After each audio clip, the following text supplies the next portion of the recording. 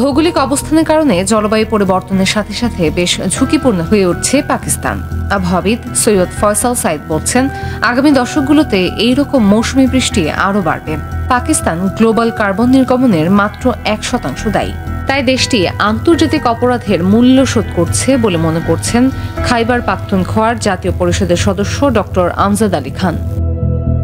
এই একটি কারণই নয়, দেশটি পিছিয়ে আছে জলবায়ু প্রতিরক্ষা বাজেটেও। পাকিস্তানের বেশিরভাগ মানুষ এখনো আইন অমান্য করে নদীর 200 ফুট এলাকার মধ্যে বসবাস করছে। এছাড়া হঠাৎ প্রবল বৃষ্টি বা ক্লাউড বাস্টের পূর্বাভাস দেওয়া কঠিন হওয়ার কারণেও মৃত্যুর সংখ্যা বাড়ছে।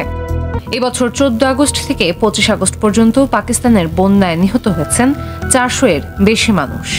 পাকিস্তানে এ ঘটনা নতুন নয়, শুধু 2022 সালে মৃত্যু হয়েছিল 1700 মানুষের। কিন্তু পাকিস্তানে এত মানুষের মৃত্যু কেন ঘটছে? অসংখ্য বাড়িঘর ধ্বংস হয়ে গেছে, মাটির নিচে চাপা পড়েছে বহু মানুষ। তাদের উদ্ধার করছে আশেপাশের লোকজন, ভিড় জমিয়ে উদ্ধার করে দেখছে অসংখ্য মানুষ।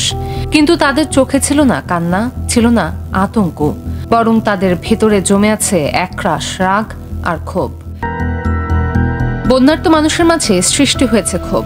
যেমন খাইবার পাখতুনখোয়ার একটি গ্রামের বাসিন্দাদের অভিযোগ, কোনো পূর্ব সতর্কবার্তাই দেয়া হয়নি তাদের। এখানেই শেষ নয়, তারা বলছেন এই ঘটনার পর পর্যাপ্ত সহায়তাও পাচ্ছেন না তারা। বন্যার কারণে রাস্তা বন্ধ, তাদের কাছে পৌঁছায়নি উদ্ধার কাজের জন্য প্রয়োজনীয় যন্ত্রপাতি, অ্যাম্বুলেন্স কিংবা ওষুধ।